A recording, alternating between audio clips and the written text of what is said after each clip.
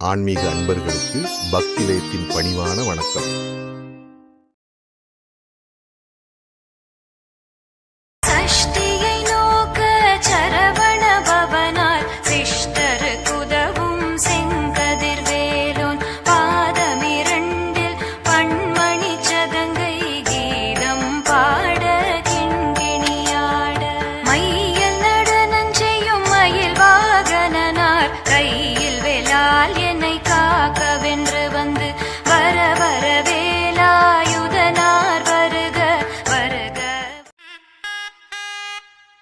முருகப்பெருமான் புகழ் பாடும் பாடல்கள் எத்தனையோ நூறாயிரம் இருந்தாலும் தனது தனித்தன்மையால் உயர்ந்து நிற்கிறது கந்த சஷ்டி கவசம்.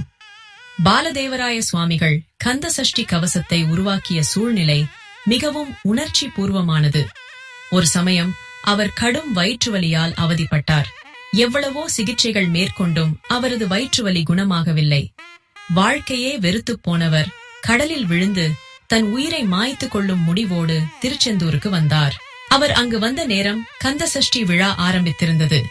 ஏற்கனவே பாலதேவராய சுவாமிகள் தீவிர முருக பக்தர் என்பதால் அந்த திருவிழா காட்சிகளை பார்த்து சற்று மனம் மாறினார். திருவிழா முடிந்த பிறகு தற்கொலை முடிவை எடுத்துக் கொள்ளலாமே என்று எண்ணியவர் முருகப்பெருமானை வேண்டி சஷ்டி விரதம் இருக்கத் தொடங்கினார். முதல் நாள் செந்தூர் கடலில் புனித நீராடி முருகனை வழிபட்ட பிறகு கோயில் மண்டபத்தில் கண்களை மூடி தியானத்தில் அமர்ந்தார். அவருக்கு முருகப்பெருமான் காட்சி தந்து அருள் புரிந்ததோடு தனக்காக பாடும் திறனையும் அவருக்கு அளித்தார். அடுத்த நிமிடமே பாலதேவராய சுவாமிகள் மனதில் பக்தி வெள்ளமானது பிரவாகம் எடுத்து ஓடியது. சஷ்டியை நோக்கச் சரவண பவனார், சிஷ்டருக்கு உதவும் செங்கதிர் வேலோன் என்று துவங்கும் திருச்செந்தூர் திருத்தலத்திற்கான சஷ்டி கவசத்தை முதலாக எழுதி முடித்தார். அதற்கு அடுத்த 5 நாட்களுக்கு முருகப்பெருமானின் மற்ற படைவீடுகளான திருப்பரங்குன்றம், பழனி, சுவாமிமலை, திருத்தணி, பழமுதிர்ச்சோலை ஆகிய திருத்தலங்களுக்கான சஷ்டி கவசங்களை இயற்றி முடித்தார். 6 சஷ்டி கவசங்களையும் பாலதேவராய சுவாமிகள் இயற்றி முடிந்த போது அவரை வாட்டி வந்த வயிற்றுவலி முற்றிலும் காணாமல் போயிருந்தது. கந்த சஷ்டி கவசம் இயற்றுவதற்காகவே தன்னை முருகப்பெருமான் சோதித்து திருவிளையாடல் புரிந்துள்ளார் என்பதை அறிந்த சுவாமிகள் மிகுந்த பரவசமானார். அழகன் முருகப்பெருமானை ஆனந்த கூத்தாடி தொழுதார். திருவாசகத்திற்கு மனமுருகாதவர்கள் ஒரு வாசகத்திற்கும் ஊர்க மாட்டார்கள் என்பது போல சஷ்டி கவசத்திற்கு தங்கள் மனதை பறிகொடுக்காதவர்கள் யாரும் கிடையாது. அவ்வளவு சக்தி மிக்கது சஷ்டி கவசம். பாம்பன் சுவாமிகள் அடிக்கடி மனம் உருகி கந்த சஷ்டி கவசத்தை பாராயணம் செய்து கொண்டிருப்பார். அப்படி ஒரு முறை பாராயணம் செய்த போது தானும் இதேபோல் ஒரு கவச நூலை முருகன் மீது பாட வேண்டும் என்று ஆசைப்பட்டார். அவ்வாறு அவர் பாடியதுதான் சண்முக கவசம். இந்த சண்முக கவசமும் கந்த சஷ்டி கவசம் போன்று 6 கவசங்களை உள்ளடக்கியது என்பது குறிப்பிடத்தக்கது. முருகனுக்கு உகந்த விரதம் சஷ்டி. இது 6 நாட்கள் மேற்கொள்ளப்படுகிறது. அதாவது ஐப்பசித் திங்கள் பூர்வபட்ச பிரதமை திதியில் தொடங்கி 6ஆம் நாளான சஷ்டி திதியில் இந்த விரதத்தை நிறைவு செய்ய வேண்டும்.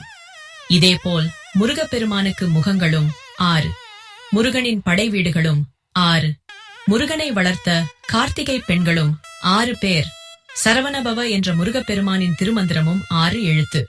ஒரு ஜாதகத்தின் 6ஆம் இடம் பொதுவாக விரோதம், கடன், ரோகம், சத்ரு போன்றவற்றை குறிக்கும்.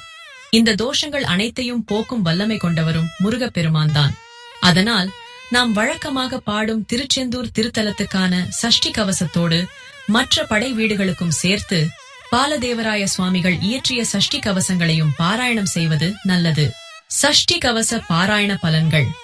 ஒருவர் சஷ்டி கவசத்தை நாள்தோறும் பாராயணம் செய்து வந்தால் நோய்கள் அண்டாது, மனம் வாடாது, குறைவின்றி 16 பேரும் பெற்று நெடுநாள் ஆரோக்கியமாக வாழலாம். நவகிரகங்களும் மகிழ்ந்து நன்மை அளித்திடுவார்கள். குழந்தை பாக்கியம் கிட்டும். இப்படி பல பலன்கள் கிடைக்கும் என்று சஷ்டி கவசத்திலேயே சொல்லப்பட்டுள்ளது. கந்த சஷ்டி கவசம் நம்மை தீமைகளிலிருந்தும் கஷ்டத்திலிருந்தும் காப்பாற்றுகிறது. கவசம் என்றால் காப்பாற்றக்கூடிய ஒன்று என்று பொருள். போரில் யுத்த வீரர்கள் தங்கள் உடலை காத்துக்கொள்ள கவசம் அணிந்து கொள்வார்கள். இங்கு கந்த சஷ்டி கவசம் நம்மை தீமைகளிலிருந்தும் கஷ்டத்திலிருந்தும் காப்பாற்றுகிறது.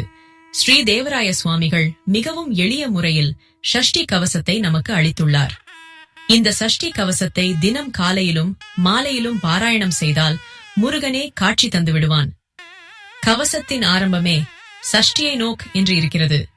முருகப்பெருமான் திருவடியை நாம் விடாது பிடித்தால் ஒரு கெடுதலும் நம்மை அண்டாது. கடன், வியாதி, சத்ருபயம் இல்லை என்ற நிலை ஏற்படும். இப்போது சஷ்டி கவசத்தை பார்ப்போம். கவசத்தில் வரும் கந்தன் அழகே அழகு.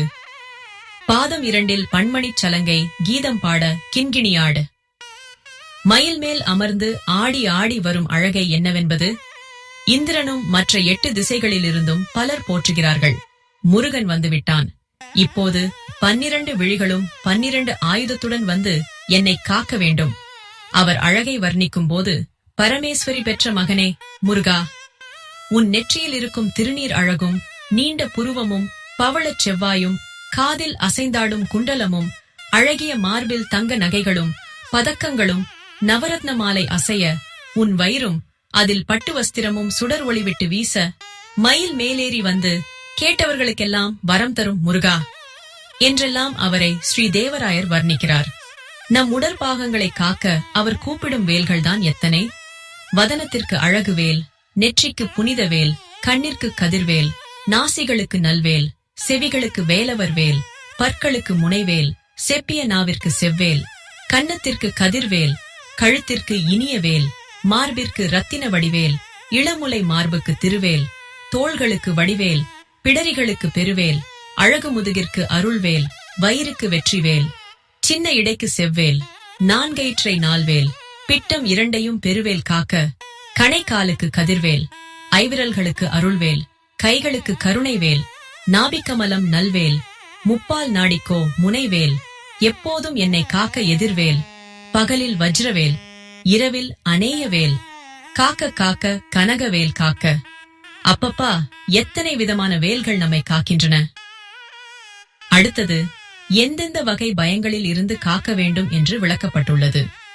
பில்லி, சூன்யம், பெரும்பகை, வல்லபூதம், பேய்கள், அடங்காமுனி, கொள்ளிவாய்த்து பிசாசு, குரளை பேய்கள், பிரம்ம ராட்சசன், இரிசி காட்டேரி இவைகள் அத்தனையும் முருகன் பெயர் சொன்னாலே ஓடி ஒளிந்துவிடும் என்கிறார். அடுத்தது மந்திரவாதிகள் கெடுதல் செய்ய உபயோகிக்கும் பொருட்கள். பாவை, பொம்மை, முடி, மண்டையோடு, எலும்பு, நகம், சின்ன மண்பானை, மாயாஜால மந்திரம் இவைகள் எல்லாம் சஷ்டி கவசம் படித்தால் செயல் இழந்துவிடும் என்கிறார். நமக்கு தொல்லை தரும் புலியும் நரியும் எலியும் கரடியும் தேளும் பாம்பும் செய்யான் பூரான் இவைகளால் ஏற்படும் விஷம் சஷ்டி கவச ஓசையிலேயே இறங்கிவிடும். நோய்களை எடுத்துக்கொண்டால் வலிப்பு, ஜூரம், சுளுக்கு, ஒத்த தலைவலி, வாதம், பைத்தியம், பித்தம், சூலை, குடைச்சல், சிலந்தி, குடல் புண், பக்கப்பிளவை போன்ற வியாதிகள் சஷ்டி கவசத்தை கேட்டாலே சரியாகிவிடும் என்கிறார். கந்த சஷ்டி கவசத்தை படித்தால் வறுமை ஓடிவிடும். நவகிரகங்களும் நமக்கு துணை இருப்பார்கள். எனவே தினம் தினம் கந்த சஷ்டி கவசம் படியுங்கள். வேலனை போற்றுங்கள். உங்கள் வேதனைகள் எல்லாம் விலகி ஓடிவிடும்.